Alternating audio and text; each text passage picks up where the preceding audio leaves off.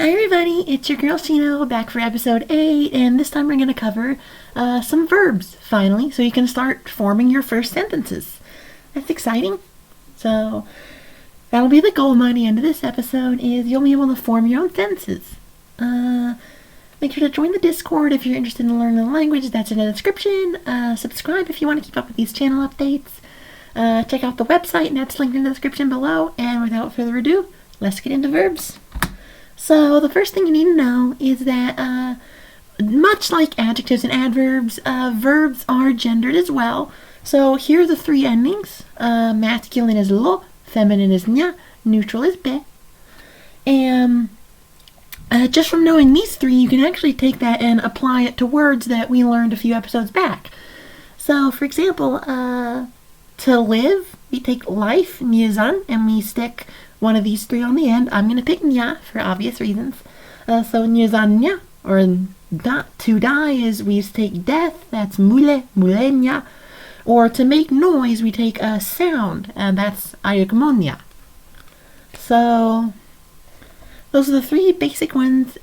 Even with just this, you can go ahead and start forming some of your own words. But I'm going to teach you some of the official ones that I have defined. So the way this is going to work, I'm going to show you the English noun, I'm going to show you the Lesbani noun, and then you can take that and stick the verb ending on to get the verb meaning, which is at the bottom.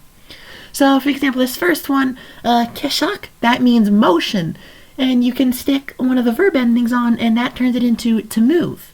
So we've got like keshaklo, or keshaknya, or keshakbe.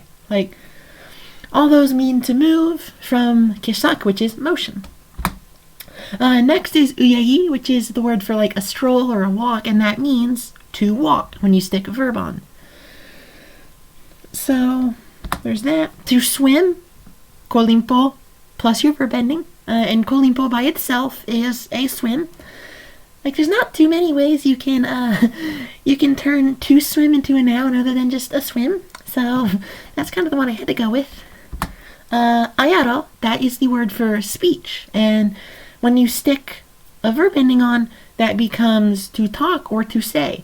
Now, in a previous episode, we learned the word for word. You cannot stick a verb ending onto that to get to talk or all that. Speech itself is different from a word, and that has a different meaning. So I'll let you figure out the nuance of that, however you see fit, to define word with a verb ending. But just know, ayaro, speech, to add that verb ending makes it to talk, not to the word for word. To help, this word comes from Arabic, musada. And you can stick that on, it means to help or to aid, to assist. Any synonym for help, pretty much, musada is your friend. Shlomo is like a music or a song, and when you stick a verb ending on, that gives you to sing, obviously. So shlomo nya or shlomo lo, shlomo be, all that. Invention or creation becomes to make or create, and that is sloz. So sloz nya, sloz lo, all that cool stuff is to make or to create, from the Lesbani word for invention or creation. Posatek, this word comes from Polish podsatek. I think I pronounced it right. That is start or beginning, like starting point, and to verbify it is makes it to start or to begin. Like, obviously, again, because like there's not many ways to turn that into a noun and vice versa. So I kind of really had one option. Stop or an ending is oriba, and when you stick a verb ending on, that is to stop or to halt. All that cool stuff. Destruction is sebahu. So sebahunya, sebahulo, that means to break or destroy. Like sebahulo, sebahunya, sebahube. Like, all that cool stuff. A possession, ploba. Verbifying that, I'm going to start using that word now. Verbifying ploba gives you to have or to hold. So you can kind of see how these are they're structured. So like whatever the Lesbani verb the Lesbani verb meaning is closely related to what that noun means in Lesbani. So like plobabe, if you take be off, it gives you a word that's related to the meaning of plobabe. Like growth is zishi, and that comes from the Polari code word jush for, and this means to grow or develop, coming from the Lesbani word for growth. So like you can zishi lo, zishi nya, zishi be, all that. To grow or develop, as you can see, related to growth. So yeah. Desire or a liking, that is iresh, and you can verbify it into to want or to enjoy. So again, pretty straightforward.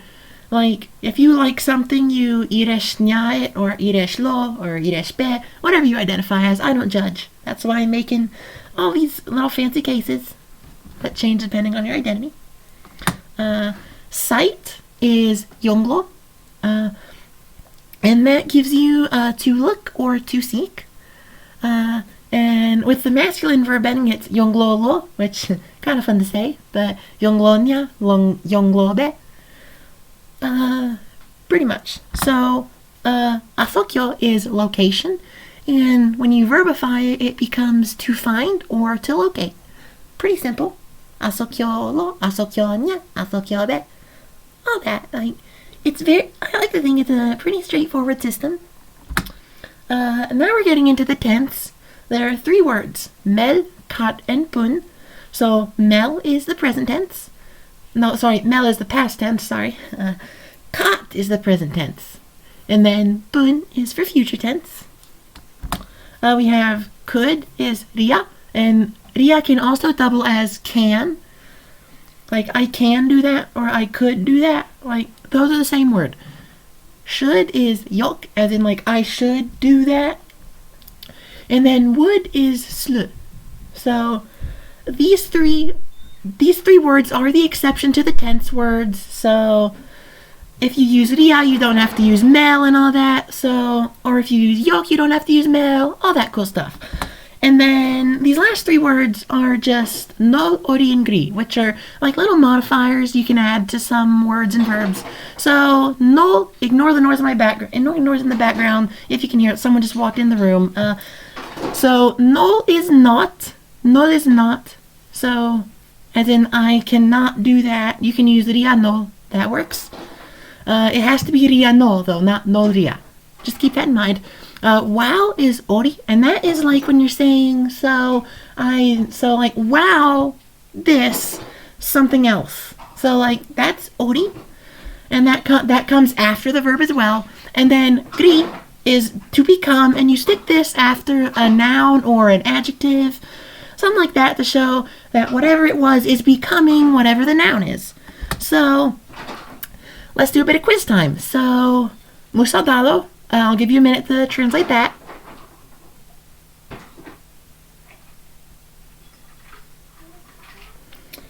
If you said that means to help in the masculine form, you're correct. Musada for assistance, lo masculine verb ending, musadalo.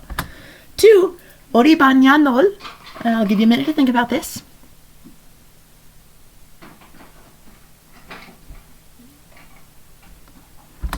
That is to not stop in the feminine form. So we have oriba, which is to stop, or the word for stop or ending. You can turn that into a verb with the feminine ending, nya, oribanya, and then you add no, which is the negator. So to stop, negated, to not stop. Hameyugri. This is a word, hameyu, that's a word we covered in the basic nouns episode, number 4, I believe. So see if you can remember what that one means.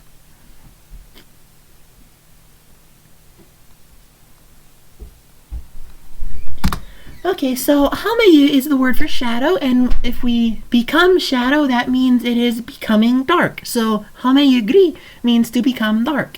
And as you've probably noticed, like gri, ria, all that. All these like words that don't explicitly make it a verb, they are not gendered. It's just lo nya be that you have to worry about. Uyegi be ori. Do you mean on that?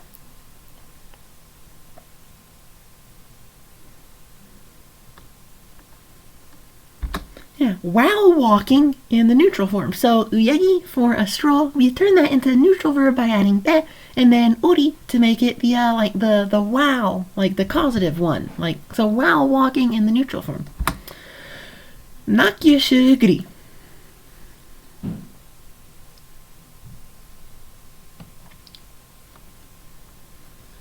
That is the to become true in the masculine form. So nakyu, we covered that in episode 4 as well. Nakyu is truth. You add sh to make it an adjective. That sh is the masculine adjective ending.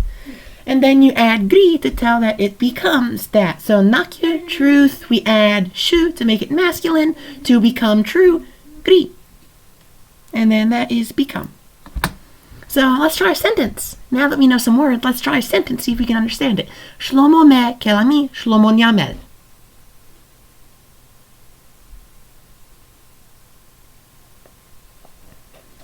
That means she sang a song. And kelami, we have to remember, kelami is the demigirl form of she. So kel for the demi prefix, ami for she, kelami. All that. Make sure you keep the pronouns in mind because there are a lot of them. They are simple in my eyes, but there are a lot of them you have to know. So, Shlomo me kalami Shlomo nyamel. She sang a song. So, last one. Uyengi lo mel ori amanzi metum yonglolo.